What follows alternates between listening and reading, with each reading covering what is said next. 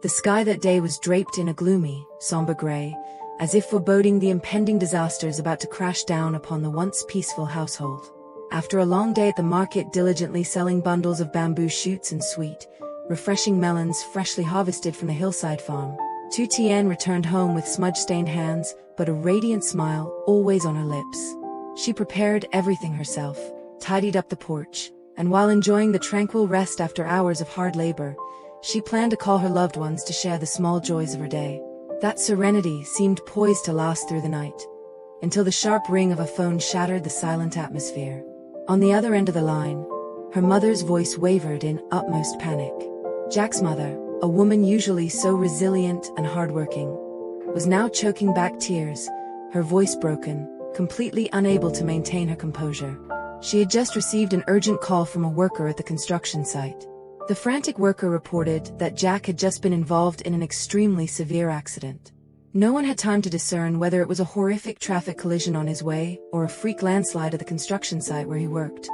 All they knew was that the accident was so devastating it left everyone at the scene utterly paralyzed with shock. The news hit like a bolt of lightning out of a clear blue sky. Jack, the pillar of the family, a man always bursting with energy and a reliable source of support, now lay motionless amid a pile of dirt, rocks, and sprawling bloodstains. According to the fragmented account of a kind-hearted colleague, immediately after the violent impact, Jack plunged into a deep coma. Blood poured incessantly from wounds on his head and ear, staining a whole corner of his shirt red. The brutal force of the impact tore a deep gash through his earlobe, crushing skin and flesh in excruciating agony, while his right temple was severely bruised, mangled, and deformed from the direct force. Upon discovering the incident, his colleagues at the site did not hesitate for a single second. They urgently called for help and rushed him into an ambulance, speeding straight toward the nearest hospital. The breathtaking race against time had begun. Nightfall enveloped the road leading to the hospital as the ambulance siren wailed repeatedly, piercing the dark sky like an agonizing cry for help for a life hanging by a thread. Receiving the news, Lytutien froze completely. Her legs buckled, and her heart felt squeezed so tightly she could barely breathe. Without a moment in oppose, delay, she and Jack's mother rushed out of the house, catching the fastest ride toward the provincial hospital. That night, the long road stretched endlessly into the distance. In the sallow glow of streetlights flickering past the car window, the two women sat side by side, holding hands tightly, their minds in a torn, chaotic turmoil. Jack's mother kept her hands folded in constant prayer, tears streaming down her deeply lined cheeks carved by time. Lytutien embraced her, trying to stay strong to be a pillar of support, but deep within her own heart, a fierce storm was raging. So many times Jack had reminded her to be careful on the road and take care of her health, yet now he was the one facing that fragile boundary between life and death. When the two of them hurried into the hospital's emergency department, the pungent smell of antiseptic and the pale glare of fluorescent lights rendered the atmosphere even more dreary and tense. By then, the doctors and night shift team had urgently completed the most critical initial first aid procedures. The chief doctor and Alpo's sleeves were still smeared with streaks of fresh blood. The doctor explained that the wound on Jack's ear was extremely complex. The deep, long tear required dozens of meticulous stitches to stop the bleeding and reconstruct the crushed tissue. Furthermore, because Jack had to undergo surgery to treat the soft tissue injuries under general anesthesia and high doses of painkillers, he remained unconscious in his hospital bed. However, what worried the doctors most was not just the open external wounds, but the severe trauma to his temple from the heavy impact. An area harboring potential, dangerous internal brain injuries that required close, minute-by-minute monitoring. Standing beside the hospital bed, looking at the strong man who had always protected her now, lying motionless, his face pale and ghostly, his head wrapped in blood-seeping white bandages, Lytutien could not hold back her tears. She gently stepped closer, her hands trembling as she took hold of his icy hand. That hand, usually so warm and thick, was now heartbreakingly weak. Jack's mother could no longer hold herself together. She collapsed by the edge of the bed, burying her face in her hands and sobbing uncontrollably. She blamed heaven and earth for inflicting such a tragedy upon her obedient, devoted son. Lytutien quickly helped her up, comforting her tenderly and guiding her to sit on a nearby plastic chair to prevent her from fainting out of sheer grief and exhaustion. Time dragged on heavily, second by second. The clock hand on the hospital wall ticked forward agonizingly, as if testing human endurance. Lytutien kept vigil beside the bed, her hand never leaving Jack's. She continuously wiped the sweat from his forehead with a warm towel, whispering words of comfort as if trying to pass her strength to the man she loved. After many hours of lying unconscious under the effects of medication, Jack finally showed signs of waking up. His eyelids fluttered, and his brow furrowed in reaction to the excruciating pain tearing through his body. He slowly opened his eyes, his gaze still dazed and hollow, not yet fully free from the influence of the anesthesia. Seeing Jack move and open his eyes, Lytutien felt an overwhelming wave of joy. She rushed forward, calling out tenderly, "Jack, you're awake. Can you hear me?" Jack turned his head with great difficulty, seeing the tear-stained faces of Lytutien and his mother standing vigil beside him. Despite being in immense pain and exhaustion, he forced a faint, reassuring smile for the two most important women in his life. He rasped in a weak, broken voice, "Lytutien, Mom, Don and Oppos, Tiwari, Iapois, okay." Seeing that Jack had regained consciousness and was aware of his surroundings, both his mother and Lytutien finally let out a sigh of relief. The doctor mentioned that Jack needed replenishment, as he had lost a lot of blood and gone through a lengthy procedure. Jack's mother rushed down to the hospital cafeteria to buy a bowl of piping hot porridge and some fresh milk for him to line his stomach.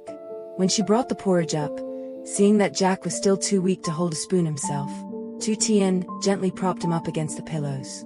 She carefully scooped small spoonfuls of porridge, blew on them to cool them down, and lovingly fed Jack bit by bit. It was a warm, affectionate scene amid the cold isolation of the hospital room. Jack tried his best to swallow each bite under Lytutien's devoted care, his eyes gazing at her filled with gratitude and tenderness. Seeing that Jack's condition seemed temporarily stable, his mother, having stayed awake through a night of terror, began to feel the weight of exhaustion. Seeing her son conscious and able to eat brought her some peace of mind. She discussed with Lytutien that she would take the opportunity to head back home briefly to settle family matters, gather warm clothes, personal belongings, and essential supplies for the long hospital stay ahead. Jack's mother instructed Lytutien thoroughly, asking her to stay right by the bedside, monitor Jack's every gesture and expression, and call the doctor immediately at the first sign of anything unusual. Lytutien agreed, nodding firmly to reassure her that she would take good care of Jack so his mother could leave with peace of mind.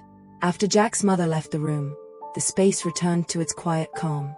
Lytutien continued to scoop up the remaining warm porridge in the bowl, tenderly feeding Jack. As she fed him, she spoke softly, reminding him to try and finish it all to regain his strength quickly. Looking into Lytutien's loving eyes, Jack nodded in response, struggling to open his mouth for the next spoon of porridge. However, a horrifying turn of events struck once again, sudden, ruthless, and far beyond anyone and Oppos' expectations. Just as the spoon reached his mouth, Jack's complexion altered completely. His entire body suddenly violently trembled, and his eyes rolled back in agonizing pain. His hands clutched his head tightly as the blood vessels around his injured temple bulged intensely. Before anyone could comprehend what was happening, Jack writhed on the bed as severe nausea surged up, causing him to vomit violently. The swallowed porridge along with stomach fluids spewed out, splashing across the blankets and all over Lytutien. Terrified, Lytutien dropped the bowl of porridge on the floor, where it shattered into pieces. Panic-stricken, she wrapped her arms around Jack, her voice cracking with fear. "Jack, what's happening to you? Where does it hurt? Doctor, please help." Jack could no longer answer her. Strangled gasps caught in his throat as his body jerked in violent spasms before suddenly going limp. His eyes closed tight, his breathing grew rapid and ragged, and his body rapidly slipped back into a deep state of fainting and unconsciousness, completely losing awareness. At that moment, Jack's mother, who had just stepped out into the hospital corridor, heard Lytutien's desperate cries for help echoing down the hallway and rushed back in panic. Witnessing her son lying unconscious with blood and vomit scattered everywhere, she collapsed right at the doorway. The two women panicked, weeping aloud in despair, repeatedly shaking and calling Jack's name, but he lay motionless like a stone statue. Lytutien bolted out of the room, running down the hall while crying out hysterically through her tears, "Doctor, Please save him. He passed out. Someone help, doctor. Instantly, the hospital and Apo's red alert alarm sounded frantically. The emergency medical team and nurses rushed into the room. Seeing the patient and Apo's critical state, the chief doctor immediately checked his pupils and measured his blood pressure, finding Jack's vital signs dropping at an alarming rate. Realizing this was no simple side effect of medication or ordinary exhaustion, the doctor ordered the team to immediately gurney Jack straight into the CT scanner room for an urgent full head scan. Tien and Jack's mother ran frantically behind the rolling gurney. The bright red light of the CT room switched on, and the thick iron door shut tightly, separating Jack from the two women submerged in terror and tears. Outside the scan room, Tien could barely stand. She leaned her head against the wall, her hands slamming against the cold glass window. Jack's mother folded her hands in prayer to all directions, her mouth continuously begging heaven and Buddha to show mercy and spare her only son. Just a few minutes later, the door to the CT room swung open. The doctor stepped out with a grave expression, holding Jack's brain scan films in hand. The doctor quickly delivered shocking news. The direct impact to his temple had caused extremely dangerous hidden internal damage. The CT results revealed severe traumatic brain injury, a hematoma, an epidural hematoma, had formed inside his brain, growing and exerting increasing pressure on the surrounding brain tissue. This dangerous blood clot was the direct cause of his violent vomiting, convulsions, and his sudden relapse into a deep coma. The current situation was so critical that if brain surgery was not performed immediately to remove the blood clot and relieve intracranial pressure within the golden window, Jack's life would be a matter of minutes. Or, if he survived, he would face a lifelong vegetative state. The doctor's explanation felt like a death sentence crashing down on the two women. Hearing this, Jack's mother fainted on the spot and had to be rushed by nurses onto an adjacent emergency bed. Tien froze. Her heart felt as though it had stopped, her whole body numb from shock. But in that moment of life and death, she knew she could not afford to break down. Trembling as she signed the dangerous surgery consent form as family, Tien watched the gurney rush Jack into the sterile operating room. The glaring red light above the operating room sign turned on. The heavy doors closed completely, isolating the space inside, where a fierce battle of life and death was taking place between the doctors and the Grim Reaper, from the cold corridor outside. Tien and Jack's mother, after receiving emergency care and regaining consciousness, sat huddled together on the iron bench outside the operating room. Two lonely, fragile shadows lost in the deserted hospital hallway in the dead of night. Salty, bitter tears rolled continuously down Tien's cheeks, dripping onto her trembling hands. She remembered every memory, every smile, every warm piece of advice from Jack. She couldn't and Apo's. T believed that just a few hours ago, he was trying to smile and eating spoonfuls of porridge fed by her own hands, yet now he lay on the operating table, confronting the razor-thin line between life and death. The night wore on in terrifying silence. Every hurried footstep of the medical staff, and every clatter of surgical instruments echoing from inside the operating room made the two women and Apo's hearts feel as if they would leap out of their chests. Would the blood clot in his brain be successfully cleared? Could Jack survive this life-or-death surgery to return to his mother and Tien? Or would this cruel tragedy forever rob them of the man they loved? Everything remained a massive question mark hanging in ultimate suspense and dread. What will happen next in the story? Will Jack make it safely out of the operating room? Subscribe to the channel today so you don't and Apo's miss out on the next dramatic and touching episode. Xin chào mọi người đã quay trở lại với kênh của mình. Hôm nay thì mình mang tới tập tiếp theo của câu chuyện về Tử Tiên và Jack. Thì hôm qua đang lúc làm việc thì Jack có bị xảy ra một cái tai nạn bất ngờ khiến cho anh bị thương và bị chấn thương ở đầu nên là khá là nguy hiểm. Bác sĩ thì cũng có yêu cầu là phải theo dõi thêm.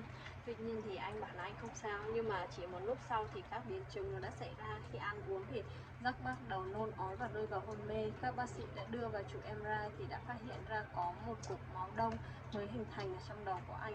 Việc đó rất là nguy hiểm và cần phải được xử lý ngay. Jack được đưa vào phòng phẫu thuật, còn tự tin và mình lợi ở ngoài thì vô cùng lo lắng và sốt ruột. Liệu diễn biến tiếp theo sẽ ra sao? Giác có thể vượt qua và an toàn, bình an không? Thì mời mọi người cùng đón xem ở tập sau và cùng cầu nguyện cho Giác mọi người nhé. Đừng quên rằng đăng ký kênh mình để đón xem những diễn biến tiếp theo nhé. Cảm ơn mọi người rất nhiều. Chào tạm biệt mọi người. Hẹn gặp lại ở video sau.